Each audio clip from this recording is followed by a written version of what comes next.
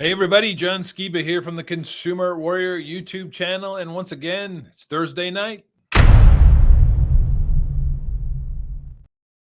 Hey everybody, welcome back to the channel. John Skiba here from the Consumer Warrior YouTube channel. And this is where we meet each and every Thursday night to discuss all things debt related.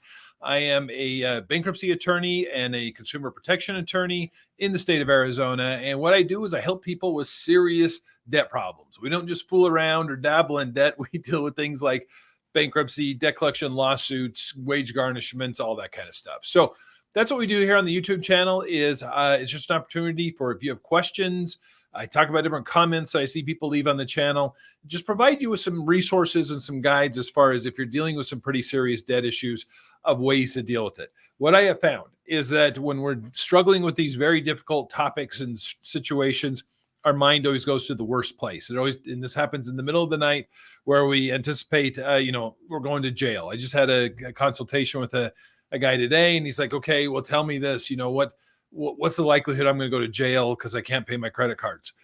Zero. You're not going to jail over your credit cards. There's no more debtors' prisons. They were outlawed back in the 1800s here in the United States.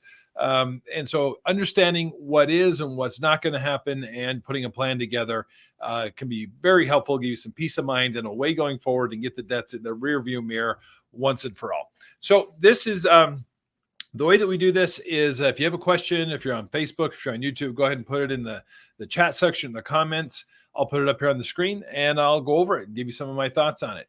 And I wouldn't be much of a lawyer if I didn't do my normal disclaimer. My normal disclaimer is that even though I'm an attorney licensed in the state of Arizona, I'm not licensed anywhere else. It's not legal advice. Take it for what it is. Some guy talking on YouTube, and that's about it. So something I'm trying to do is talk about the source, kind of give you different resources each week. This week, the source that I want to talk about comes from our old friends over at SoloSuit. SoloSuit is a sponsor of the live stream each and every Thursday, and they have a bunch of different products and use some really great technology that helps people who are trying to deal with debt collection lawsuits, but also to deal with settlement. One of their products, and I put a link in the chat section. If you want to check out SoloSuit, click on there. It's a great way to find out what they do. It also helps us to support the channel. Settlement in and of itself, sometimes I get people, sometimes I think maybe I do too good a job. This is me doing a humble brag. I do too good of a job of talking about some of the strategies and defenses to these debt collection lawsuits. They're absolutely legitimate. I win cases doing them. But sometimes settlement is a good option. And so that's why when I first meet with a client, I talk to them about what does it mean for you to win this case? Sometimes people are like, I want to go all the way to trial. I want to win. I want them to pay my attorney's fees, and that's a win. Other people are like, I just want this thing out of my life as quickly as possible.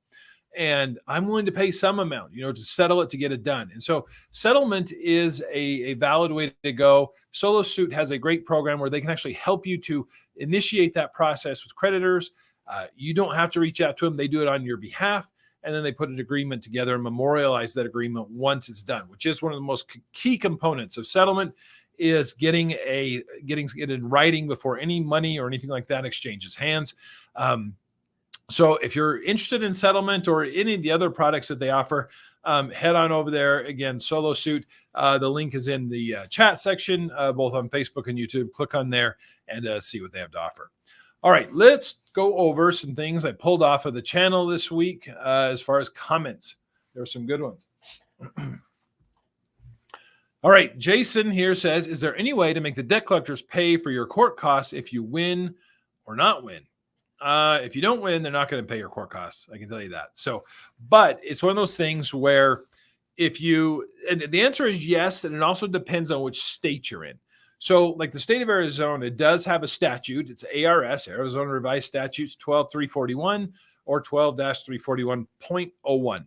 And what that statute states is that the prevailing party in a dispute that's based on a contract, whether that contract is in writing or if it's an oral agreement, the prevailing party at trial can ask the court to reimburse their attorney's fees and court costs.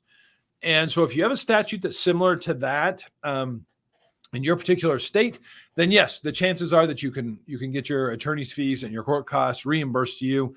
for having to deal with this.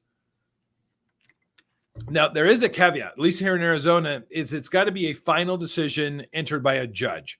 So if you settle it, if you come to some agreement, if you're using solo suit, you negotiate some type of agreement and the lawsuit's dismissed, no, you're not going to get your attorney's fees. But if it goes to trial and you win, you can ask for your attorney's fees. If you file a motion for summary judgment, the judge rules in your favor, you're going to get attorney's fees. But if they just agree to voluntarily dismiss the case for whatever reason, you're likely not going to get attorney's fees. So it is possible. One, you're going to have to win, and usually it has to be a decision on the merits. And I should actually say, one, you've got to have an actual statute that awards it. Otherwise, the typical, what they call the American rules, that both sides will pay for their own attorney's fees. All right, this one says, what if you live in another state from where the creditor lives? How can they sue you or vice versa? This is a good question. So if they're, and most of these companies, it's rare where they live, in your particular state. What the rule is they typically have to, there's one of two places where venue or jurisdiction of the court is appropriate. It's usually where you live as the defendant or where the transaction occurred. With most credit cards, they're going to sue you where you live. So if you live here in Arizona, if you live in Gilbert, Arizona, they're going to sue you in the particular, either Superior Court or Justice Court of that particular area.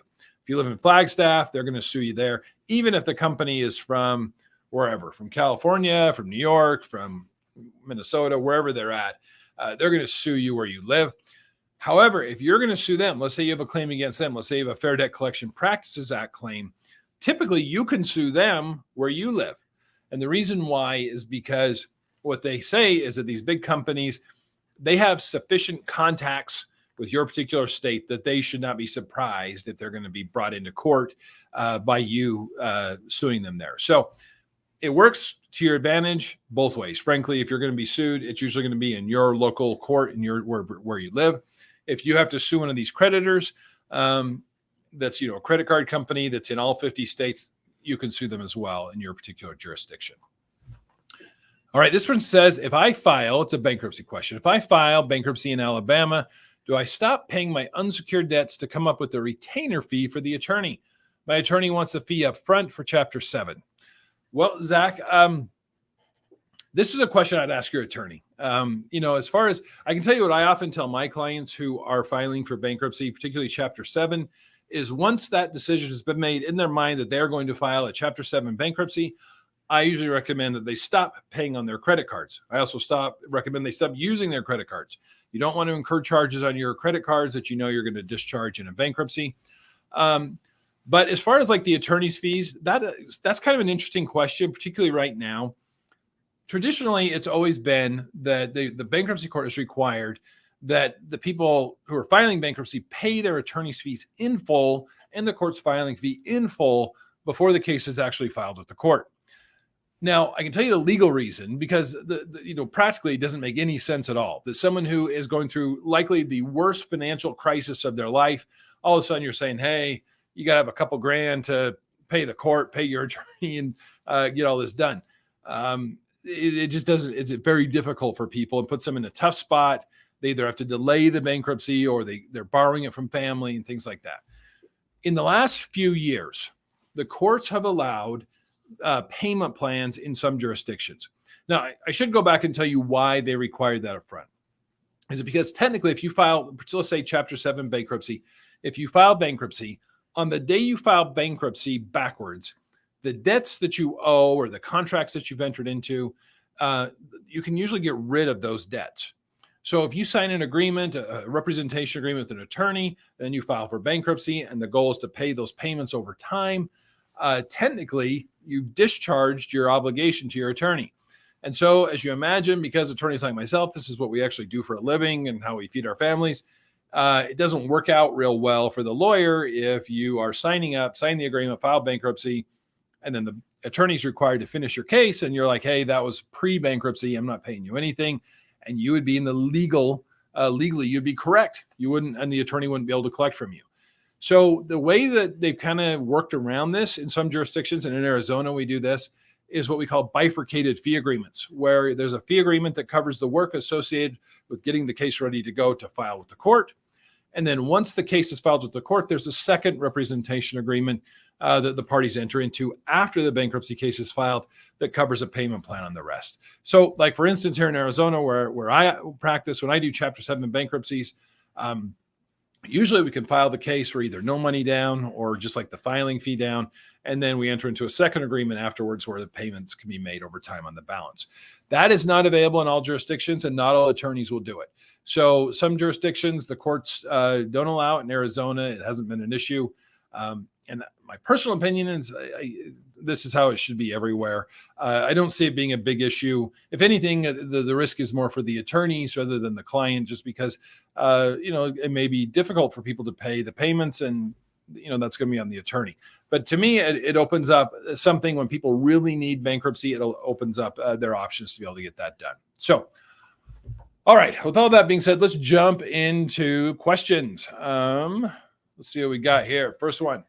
What does it mean when a debt is assigned to a debt collector? Does this mean that the assignee owns the debt or only the right to collect? This is a good question, the deep question, the good legal question. So part of it is just a little bit of legalese. The assignment essentially means transfer. Anytime you see the word assign, transfer and that, those are interchangeable. So what does it mean when a debt is assigned or transferred to a debt collector? Does it mean that the assignee being the one that is transferred to, the transferee, they own the debt or only the right to collect the debt? It depends, which is the famous lawyer response. Depends on what their contract is. So if you see like the big junk debt buyers like Encore Capital, LVMD Funding, Resurgent, Midland Funding, Portfolio Recovery, they are saying we own the debt. They're saying it was transferred to us, complete ownership. We own all rights to it. We now have the ability to stand in the shoes of the original creditor and to collect all the payments, and we get all the money that we're able to collect. So they are saying that, yes, we own the debt completely. However, there are collection agencies that I see, and they will receive an assignment for purposes of collection. So they're not saying that they actually own the debt in full, but they own essentially they've been given the right to sue on it. Those ones you may be able to have either way, they've got to establish that extra element. At their core, these debt collection lawsuits are breach of contract. So they've got to show offer, acceptance, consideration, and then they've got to show the assignment or the transfer of the debt if they're going to be able to prevail in the case. So good question there. This one says, why do they give you the summons but still continue to call you? I can see in Arizona, I don't see that a whole lot. They'll send you the summons, and usually once the attorneys are involved, I don't see, and particularly if you file an answer, I don't see them continuing to do collections on that. I guess they could continue to call you, but there's really not a reason to. You can always, we've talked about before with creditors, you can send them something in writing, telling them to stop and to only contact you in writing, and particularly if there's a lawsuit involved. If you have an attorney, they have to go through the attorney. And so that's one thing that'll stop it all, complete. So let's see here. This one, landlord-tenant question. If I settle for an eviction debt from 2019, will I be eligible to rent again? The short answer is yes. If there's something that's on your credit or like an old judgment out there for an eviction, in Arizona, they call it forcible detainer. So there's actual judgment, a judgment of restitution. If you get that scored away, you should be able to at least, you'll find some place to rent. Sometimes people ask me that about bankruptcy. If I file bankruptcy, am I ever going to be able to get a place again? The answer is, of course, yes, particularly in a big town like Phoenix. I don't know how many people are here, 3-4 million people. I could tell you, I get a lot of feedback, and I've been doing this for 20 years. I've filed thousands of bankruptcies.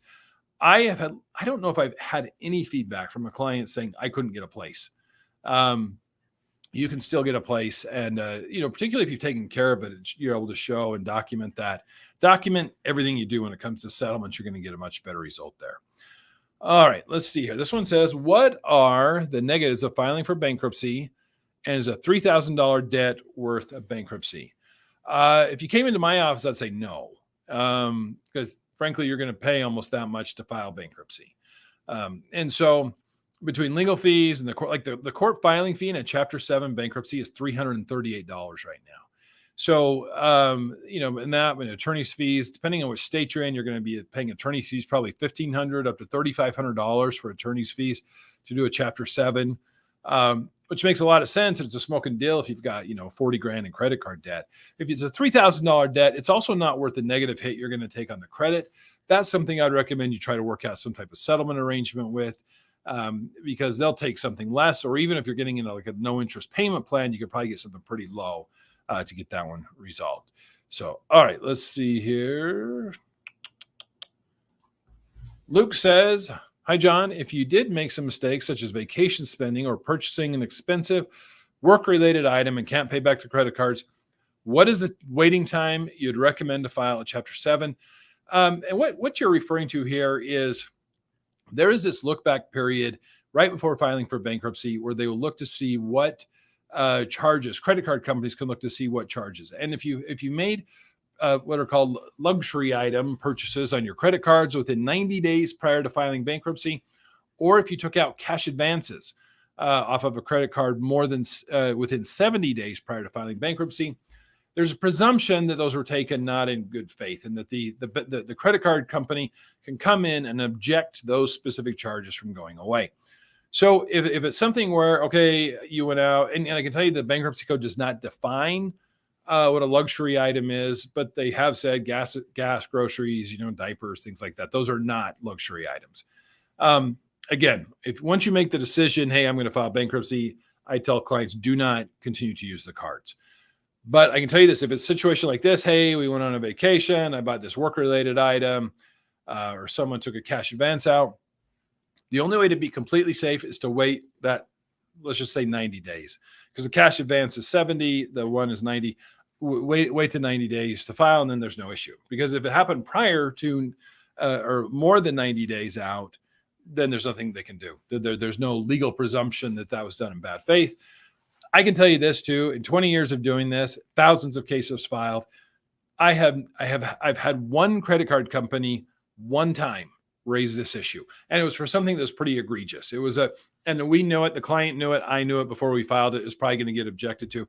$20,000 business charge happened within 45 days of filing, something that we ended up working out some type of settlement where he could pay a portion of that back. So we knew something like that was going to happen. But other than that, for the most part, I don't see creditors fighting it that much, as far as it being a big concern. But you can make it be zero concern by waiting at least 90 days. So let's go back here to Randman. It says, I have a total of 4 credit cards. 2 of the 4 already have filed a lawsuit. If the other 2 file a lawsuit, is it worth filing for bankruptcy? All 4 cards total less than $10,000 in debt. It's kind of going back to the other question. I mean, $3,000, I'm going to say, yeah, no, you shouldn't file. I can tell you this, though. So I have filed bankruptcies for people who owe $10,000. Their specific situation, it may have well as been 10 million. Maybe they were on some type of Social Security disability. Their total income was $1,100 a month. And there was just zero chance they were ever going to pay it back. And there was issues. They didn't want the collections and lawsuits and all that. So, it's one of these things. I've had people with 100,000 in credit card debt, though, where they had sufficient income where I'm like, yeah, let's avoid the bankruptcy and work something out with your creditor. So I think it's really more of a matter of, there's a couple things going here. One is the ability to repay. If you feel like you can work out some type of settlement, if you can Dave Ramsey it and just white knuckle this thing and get it done, 10,000, you're 10,000 is not 50,000. It's not even 20 or 30. It's something that's probably a little more manageable. But the other thing you have going on is that they have lawsuits. Because if they get their judgment, in most jurisdictions, they can garnish. And so that's the other situation where I've had clients who have filed a bankruptcy where they have relatively low debt, $10,000, $15,000 of credit card debt, but all of a sudden they're getting hit by this big wage garnishment and it's going to put them on the street. And so we got to get that stopped. And sometimes bankruptcy is the only way to do that. So, all right, my man Alex down in Yuma. Let's talk about this. If you file for bankruptcy, what happens to your credit cards that are in good standing? Support from Yuma, as always. Thank you, Alex. This is a question I get almost in every consultation I do here in my office in Arizona, is that people say, hey, look, I have one card. They've been good to me. I hear that a lot. It's always interesting, the marketing and kind of like, I got this credit card in college. They've been good to me. I don't want to give this one up. they've only been good to you because you've been able to make the payments. If you miss a payment, they're going to be really, really, really bad to you. There's no personal relationship. And sometimes I have to remind people that this is just a company. They only care about you as far as you're fulfilling your obligations. If you're in a situation where you can't do that anymore, they're going to get really, really horrible with you. But the question is, can I keep this? Can I keep this one card out? Can I keep this one precious credit card out? The answer is no. The bankruptcy code requires you to list all of your debts, regardless, even if it's if you're good standing, zero balance, you have to list all your debts. And the major credit card companies, they're all electronically notified anyway. And so they're going to get that notice. And under the terms and conditions of your credit card, filing a bankruptcy, even if you're on time on your payments, is an act of default, and they're going to cut it off. So I tell everybody, if you're going to file for bankruptcy, just plan on all of your credit cards that you currently have from going away. People are surprised. You're going to get advertisements for new credit cards the second you file for bankruptcy. Your mailbox is going to get blown up with credit card and car loan applications and advertisements. The reason is you can't file bankruptcy again for 8 years, and they're assuming you're going to have more disposable income because you're getting rid of a lot of debt. So in a kind of a weird, upside down, perverse way, they've kind of got you. You can sign up for a new credit card. You're not going to file bankruptcy for 8 years, and they're assuming you have more income to be able to pay that. So, all right, let's see here. This one says, that's my situation. I take home $900 a month, and the bankruptcy was cheaper at $1,800 versus the $3,600 interest. So, and that's what I'm telling you. It's very fact specific. I don't ever say, hey, you've got to have 25 grand in credit card debt and a couple lawsuits in order to file.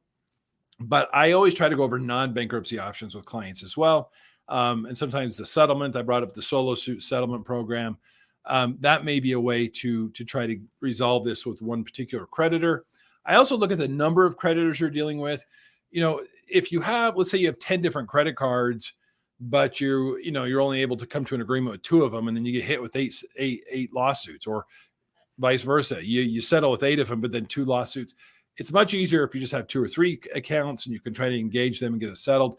Those are all the types of things that I look at. So Randman says, I'm in Arizona, but I'm currently not working. I feel like I'm not going to be able to pay the debt back because of cost of living already, which is, it's going up. I saw this statistic, which is really crazy.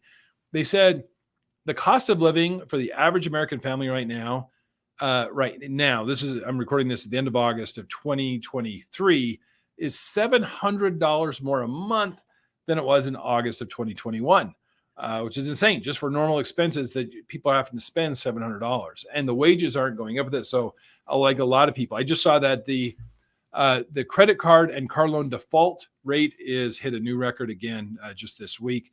A lot of people are feeling this. So they're feeling like you're saying there, your back's up against the wall, where it is something where, and that's what I'm saying. The bankruptcy is always there in your back pocket. Even if they sue you and all this, you've got that you can make. And that's why I think it's worth talking to an attorney. If you're in Arizona, my information's below. I do free consults where you can kind of do more of a deep dive on your particular situation and kind of see exactly, what might be a good option. So, all right, let's see here. I think that is going to be it for today. We're about almost a half hour into this, but hey, I appreciate everybody checking out and being with us today. Again, if you have interest in any of the solo suit products, head on over there. The links are in the chat section. Check those out and see if that's something that would be beneficial to you and to what you're trying to do.